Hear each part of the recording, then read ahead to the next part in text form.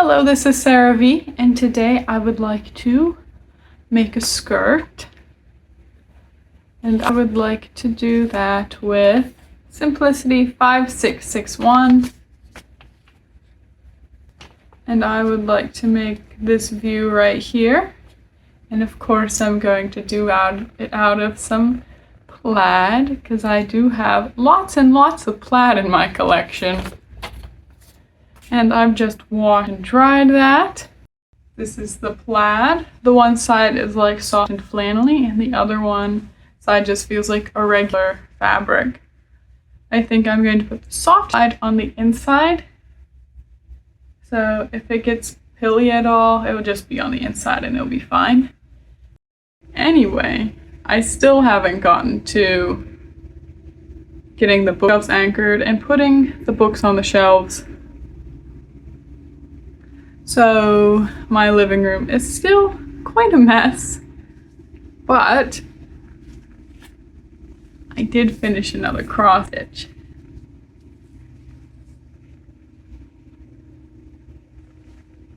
But that's about it. I apologize for the audio in my intro. Something happened with the audio, with the video, and whenever I downloaded it in, it completely misaligned from what I was saying. And even after I deleted it and put it back in, it did the same thing. So I tried to match it up as best as I could, but there was still some glitching in just the audio itself. Anyway, I am just laying out the pattern piece, and this is both the front and the back pattern piece. And because I added equally, it did make the back a little bit big, but it fit fine in the front. I also, after I cut it out, I realized that I did not use the correct grain line, but it's fine because you can also do a half circle skirt this way. I actually do like it with the bias on the front. I think it has some nice visual interest, but it did want the plaid going straight across. But pshaw, I kind of do want to make another one with the plaid in the other direction though, because this was so quick to whip up and I didn't even have to put a zipper in, so it was like a win-win. I really did like that black skirt that was on the pattern cover. It was just like delicious.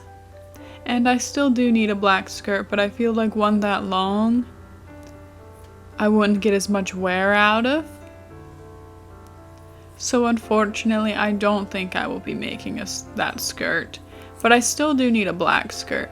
But unfortunately, I used that black corduroy to make I remade my pattern making final from college with it, and I really liked that.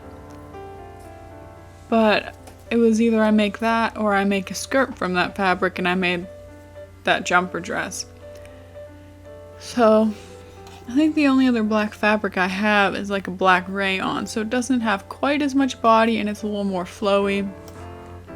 But we'll see if I ever actually get around to making a black skirt. I am quite tempted to remake this skirt again in a fabric with a little more body, because this fabric is a little thin. It's more like a quilting cotton weight almost. So something with a little more body, you just have more volume. But I do not know what fabric I would make it with. I would have to go rummaging, and I've gotten a little tired of rummaging because I just keep rummaging through stuff because I don't know where anything's at. So we'll see how that goes. But it would be a dream to have another skirt for this transition period between the end of summer and the beginning of fall, but I feel like I just have to. I gotta find a fabric, and it's just so easy to whip up. It's like I can't not.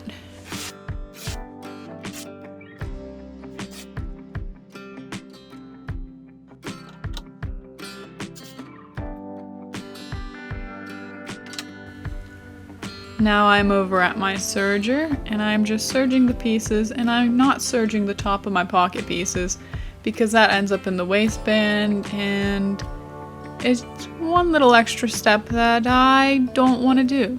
So there's that. Also, because there's so few pieces, I am just going to go ahead while I'm doing this and serge the side seams of my skirt. And then, because it's plaid, everything should just fall into place because I'm matching the plaid on the sides. Because I did in fact cut off those notches with the serger, but I did have little clips clipped in so I would know when the pocket would start. So that survived, but my notches are gone.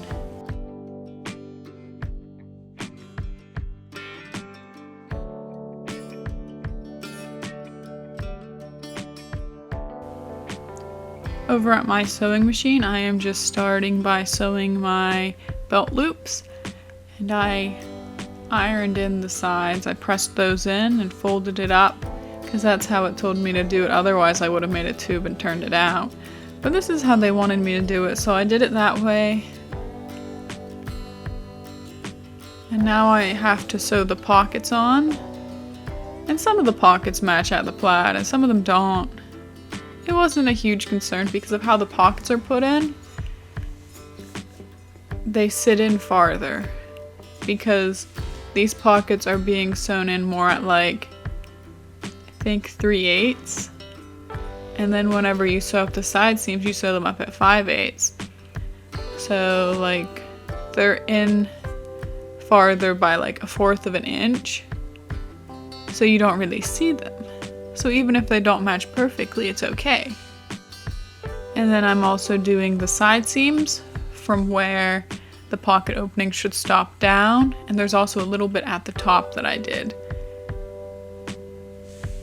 which is different than what I usually do with my pockets. But these pockets, I feel like they're almost a little nicer than the pockets I normally make. So I feel like I should keep making my pockets like this. Because it's kind of quite nice not having to worry if like the very edge of the pocket doesn't peek out. Because I usually just understitch it and move on. But then I have to line it up, otherwise that edge peeks out where the pocket ends, and that's no good. You just saw me sew the waistband on, and now I'm stitching in the ditch from the other side, finishing my waistband. I did sew those end pieces in first and fold them in before I did that, but I don't have footage of that. And my needle just broke, so that's really good. I'm using organ needles here. I use organ needles and Schmetz needles, and I feel like the Schmetz needles, they last a little longer, but the organ needles are so cheap. I buy them off of a walk and they're like half the price of the Schmetz needles and you get twice as many. But I feel like they're more prone to breaking than the Schmetz needles. So I tend to buy both and just kind of choose at will what I want to use. Now that my waistband's all closed up, I am sewing the other side of the belt loops down, and at the very end I broke another needle. So maybe I should have been using a needle for heavier fabrics, like a 90-14 instead of an 80-12, but life goes on. So I think I'm going to stop for the day. My needle broke on the last belt loop, so I'm going to be sewing the tie tomorrow. I'm also going to let this hang off my ironing board because it's on the bias, and hopefully that will get some of the stretched out, and then if it needs trimmed, I can trim it. I also need to put 2 skirt hooks on it, and then it'll be good. It'll be my first little piece of clothes sewn in my new house. So that's very exciting. I'm thinking maybe I want to make a matching Swiss waist, kind of as like a faux waistband, or some kind of like faux waistband that I can put on top so I can have a taller waistband too, and maybe also a little vest bolero. I think that would be really cute with it.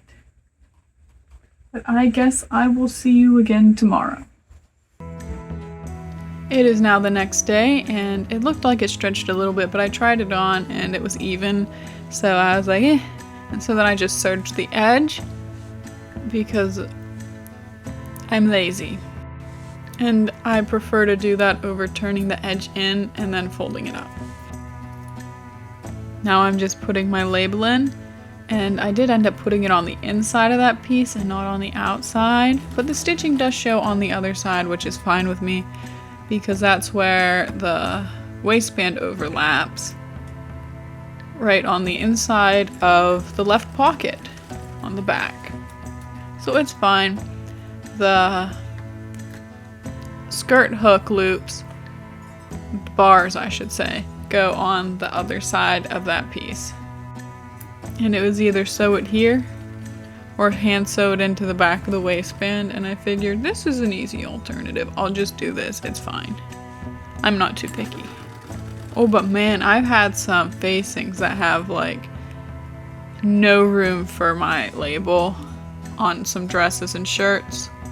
And it's just because they use like stuff from the 40s where they use like bias, and it's like, I don't really know where to put this, and I end up having to hand sew it in.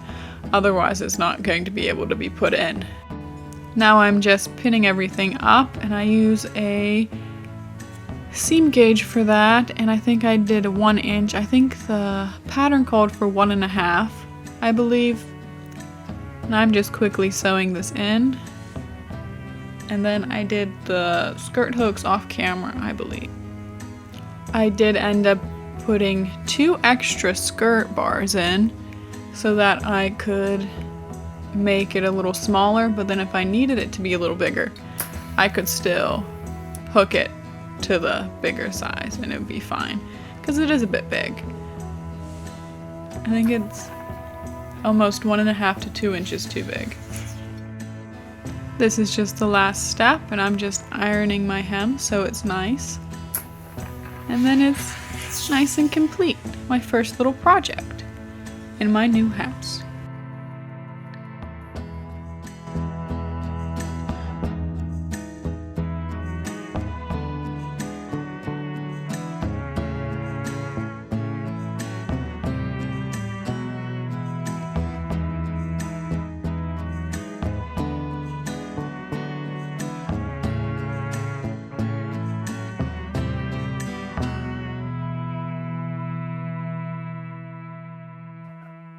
Overall, I am quite happy with how this skirt turned out, although I will say it is a bit big, which I thought might happen, which is part of the reason why I wanted the tie. So, but even the tie doesn't really hold it up in the back because there's no middle loop, so I think I might need to put another loop in the back. But I was okay with it being a little big because I thought it'd be more comfortable that way and I could just put the tie on. But I just don't want the back to sag. And I'd be okay if this looks gunchy in the back a little bit, as long as it's fine. Because if it's a little big, then I can also layer sweaters under it whenever the weather gets colder, and it will still fit good and won't be like really tight and a little uncomfortable. Whenever I find a pattern for a little bolero vest, I will make the bolero. I feel like I did have one that I wanted to use. Like, I feel like I have one. That is what I want. I just don't know where it's at. It could very well be at my parents' house still.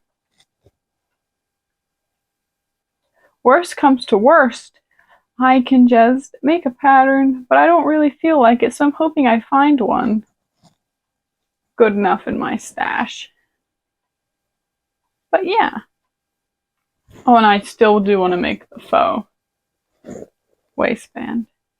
And maybe I'll make one side plain and have it be reversible and then put a pumpkin on the other side, which I think would be really cute. But that's more of a fall project. Anyway, that's all for this video. If you enjoyed it, please give it a like, and if you'd like to see more sewing content, please subscribe. If you would like to see what I'm up to day to day, feel free to follow me on Instagram at Sarah V Sews Vintage. Thank you again for watching and see you next time.